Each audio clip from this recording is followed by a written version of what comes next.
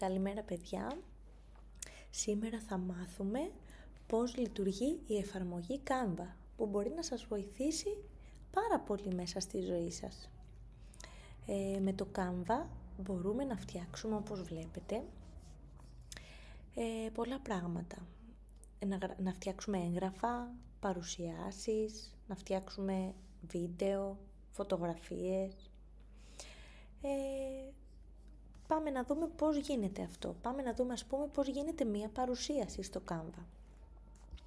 Πάμε εδώ, υπάρχουν δύο τρόποι. Πάμε στη δημιουργία, εδώ αριστερά. Πατάμε και μας βγάζει επιλογές. Τι θέλουμε να δημιουργήσουμε?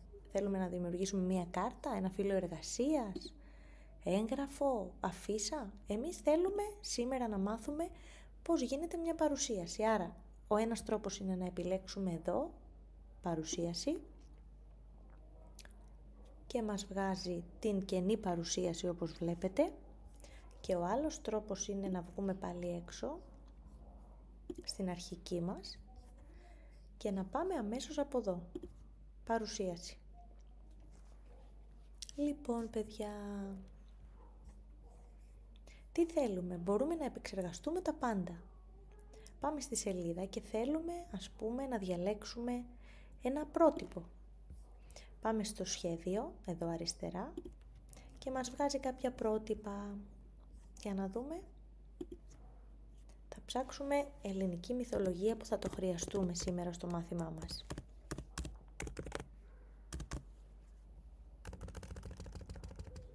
Λάθος. Στα αγγλικά, ορίστε. Πολύ ωραία, και μας βγάζει εδώ κάποια πρότυπα, βλέπετε? Ας επιλέξουμε αυτό.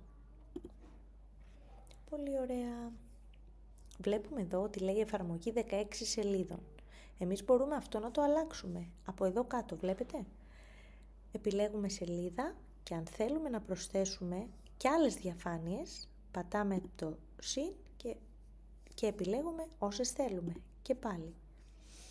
Πολύ ωραία. Ας κάνω μια ανέρεση. Πάμε ξανά στα πρότυπα και επιλέγουμε αυτό.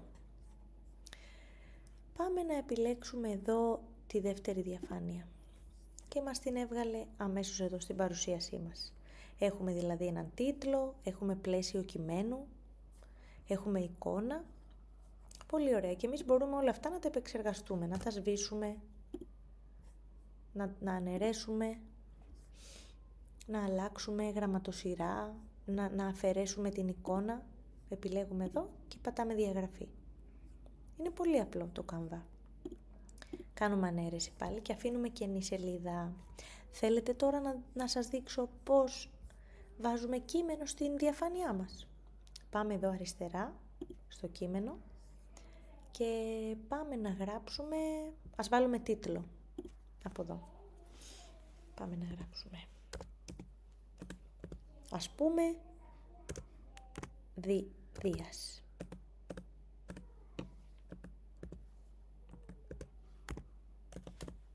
Πολύ ωραία. Αυτό λοιπόν παιδιά μπορούμε να το επεξεργαστούμε. Μπορούμε να αλλάξουμε το χρώμα πηγαίνοντας εδώ και μας βγάζει επιλογή χρωμάτων. Ορίστε. Και επιλέγουμε ό,τι θέλουμε. Το αλλάζουμε όσες φορές θέλουμε. Επίσης μπορούμε να μεγιστοποιήσουμε το πλαίσιο κειμένου. Έτσι.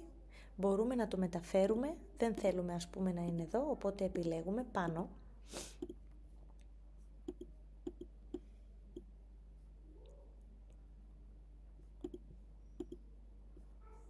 Αντιγραφή.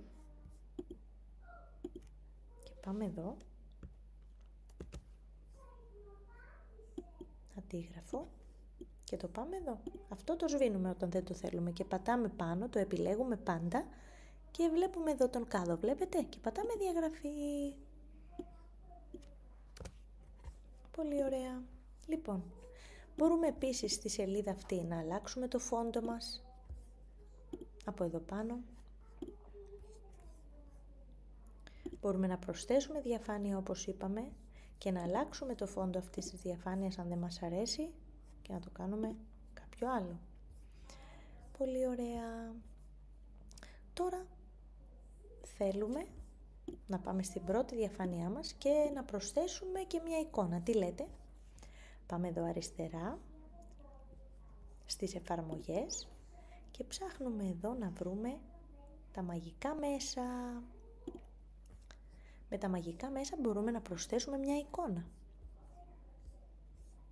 Και αν δεν μας αρέσουν οι εικόνες που έχουμε εδώ, μπορούμε να πληκτρολογήσουμε ακριβώς τι θέλουμε να μας βγάλει σαν εικόνα. Ας πούμε ότι θα πληκτρολογήσουμε ότι θέλουμε τον Θεό Δία να κρατάει μια αστραπή και ένα τσαμπί στα φύλλη. Θέλω τον Θεό Δία να κρατάει μία αστραπή και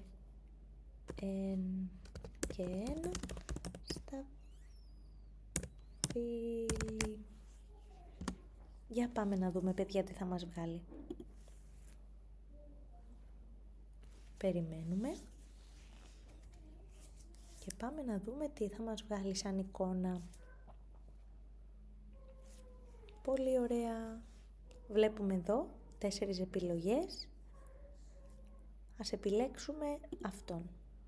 Ο ένας τρόπος είναι να πατήσουμε κλικ και να βγει στην οθόνη και ο άλλος τρόπος είναι να το σύρουμε.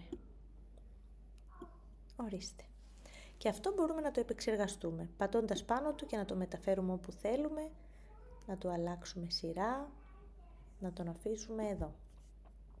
Πολύ ωραία. Μπορούμε επίσης να μεγαλώσουμε την εικόνα τραβώντας την από τις γωνίες. Βλέπετε, είναι πολύ εύκολο. Αν θέλουμε να τη διαγράψουμε, πατάμε πάνω της και μετά πατάμε τον κάδο για διαγραφή. Πολύ ωραία. Θέλετε τώρα να βάλουμε και πλαίσιο κειμένου? Πάμε να δούμε πώς γίνεται αυτό. Πάμε εδώ στο κείμενο πάλι και βάζουμε προσθήκη πλαισίου κειμένου. Μπορούμε να το μικρύνουμε, να το μεγαλώσουμε. Πατάμε πάνω. Έχω κάποια έτοιμα κείμενα που θα βάλουμε για το Θεό Δία, για να φτιάξουμε την παρουσίασή μας αργότερα. Επιλέγουμε το κείμενο.